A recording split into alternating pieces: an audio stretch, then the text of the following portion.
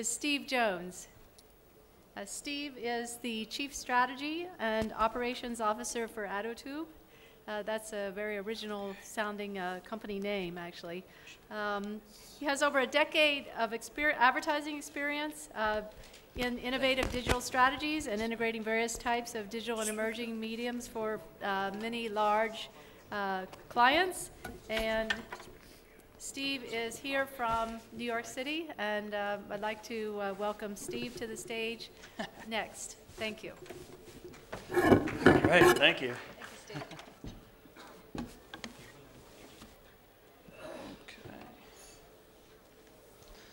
All right. Thank you very much, Rebecca. Okay. Actually, Ram has made this very easy for me. Some of the data we've pretty much or you're going to see is very familiar within the presentation I'm about to give. But what I'm going to go over with you all today is how we're helping the advertisers engage with users online. So to start off, to give you a little bit of insight on Adotube. Adotube is a video advertising technology. What we do is help simplify video advertising for advertisers, agencies, and publishers. And the way that we're doing that is by delivering uniform targeting, measurement, and creative within the video stream. Yep. What's going on? It's not up.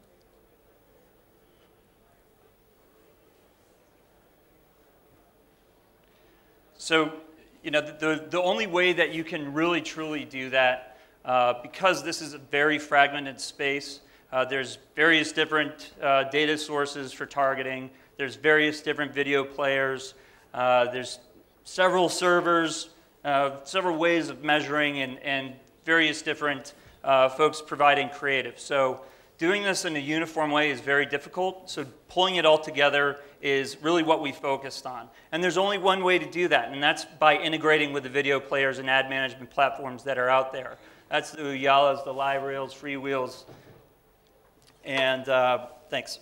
And you know, by having those deep integrations within the video players that thousands upon thousands of publishers are using in order to manage how users are delivering the content, or how the publishers are delivering content to the users and how they're monetizing it. So, you know, I'm going to kind of speed through some of this because this is going to all look very familiar. You know, why we're excited about video is that it's growing. It's the fastest growing segment within the industry right now. You know, search and display had kind of taken the reins for the last decade, but video is coming out guns blazing at this point. We saw it coming. We knew it's coming. We're a 5-year-old company, and this is something that that we're quite excited about.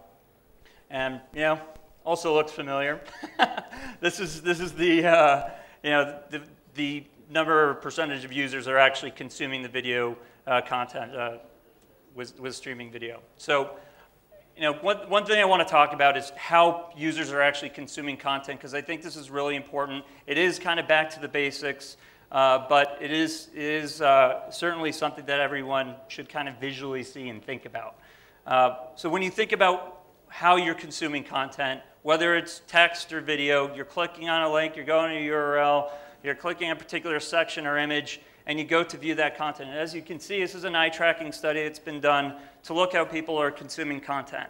So, you know, obviously what we're doing on the web is consuming that content, and that's where our eyes are focused. You can see something that we like to refer to as banner blindness. Now, when you're consuming video content, there's really no difference. You're consuming the content is the video. The key difference is that we're delivering that ad unit, whether it's video-based ad unit or something that's display-based, something rich that you may have done in banner, we're doing that within the stream. So that is a key difference, and one that helps with engagement, and that's what we're here to really talk about. And when you're delivering a message that's being seen by the user, they're going to engage with it. Again, whether it's a video message or a display message. So Understanding the video space and why I've said it's fragmented and it's confusing is there's been various different ways to deliver video messages. And for the most part, before video content has started to see such growth, the only way to deliver video messages at scale was to take the in-banner space and deliver your message within a rich media unit. And obviously that's subject to that banner blindness. It's not really the premium inventory of where you want to be delivering your video message. That's one thing I like to point out, because there's a lot of folks that are still thinking they're delivering a pre-roll message, but in fact what's happening is a lot of that is being distributed within the banner, and that's a problem, and that's why we're focused on delivering your messages within the stream. So now that we've talked about the ways of distributing the video message, I like to think about how people perceive content and how people are defining it, because I think that's something that's been up for debate for a while, and will continue to be up for debate. But the way that we define it is all of us, everyone in this room, are a valuable audience for a brand to target, and we're the ones that truly define what premium content is. We've decided how we want to, what kind of content we want to watch, where we're watching it, when we're watching it, and that means that we're the ones defining what the content is. And when you look at that percentage breakdown of the type of content that's out there, whether it's professionally produced or user-generated, majority of the content that is actually being consumed is actually user-generated content. It's still equally as valuable, but it's important that you know where the ad's being delivered and that there's some brand safety power behind it. So what we're doing ourselves is because we have that integration within the player, we can scan it, whether it's meta tag data, the content itself, and then comb through the audience that we're targeting ourselves or through some of our third-party data partners, and then target that user with the right message at the right time. So that is key. There's a lot of pre-rolls that are being delivered within short-form content, and it's very bad user experience. And the approach that we think is very important to take is to respect the user's experience. They're the ones that are consuming this. They're going to have a bad experience if they're going to watch a short-form video and all of a sudden they're forced to watch a long pre-roll. So what we've done in order to bring engagement to the advertisers, so going beyond the pre-roll, which is essentially just delivering the video spot that you have in TV, the experience online and with your computers, with the mobile devices, whatever the screen may be, is much more lean forward than lean back. And so as we'll go through a few examples, it's going to be the more fun part of this, is you'll see that these more engaging type formats, and I again thank Ram with some of the examples and the stats that he had up on these video streams, or the video content he was showing as examples.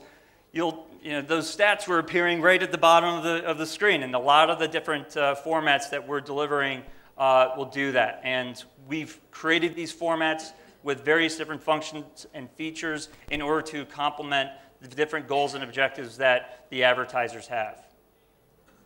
And what we're seeing when we deliver the right message to the right user at the right time is far stronger engagement rates, far stronger click-through rates than what you'll find with regular rich media or the branded overlays. So they're far stronger. It's something that I think you'll just logically think, if you're consuming content that's within the web, there's going to be subject to banner blindness. It's far stronger and more powerful to deliver that same message within the stream. So the types of advertisers that are leveraging the stream most right now, this is kind of the breakdown of it. And I thought I'd take a little bit of time to show some examples of what we're doing with the CPG and entertainment guys specifically. So one of the things that we trademarked was the polite pre-roll. We were the first ones that came out with this. It's, let's see. So the polite pre-roll is something that we started up in mid-2009 before a lot of these skippable ads came out on YouTube and various others. We were excited to be the innovators of this, and we continue to innovate with a lot of our customized formats. But this is an example of where you can take your message that may have been appearing within the banner initially, but taking it and delivering it within the stream and engaging with it. Obviously, the eyes are focused on the stream, and you're going to have a much more powerful, engaging experience with the user. And measuring all of these different interactivity or actions, events within the ad unit is important.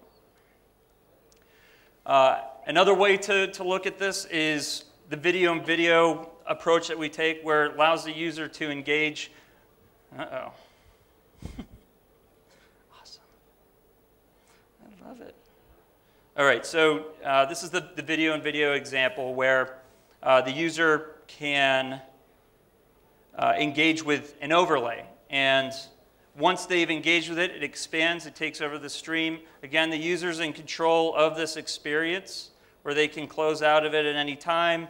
And what that really has shown us when we do our measurements, provide some information to our advertisers, is it's a much more qualified view. The brand impact that we have with our polite pre-rolls and all of our different polite units has a much higher brand awareness, purchase intent than we'll see with a standard pre-roll that people aren't necessarily paying attention to, or as much attention to.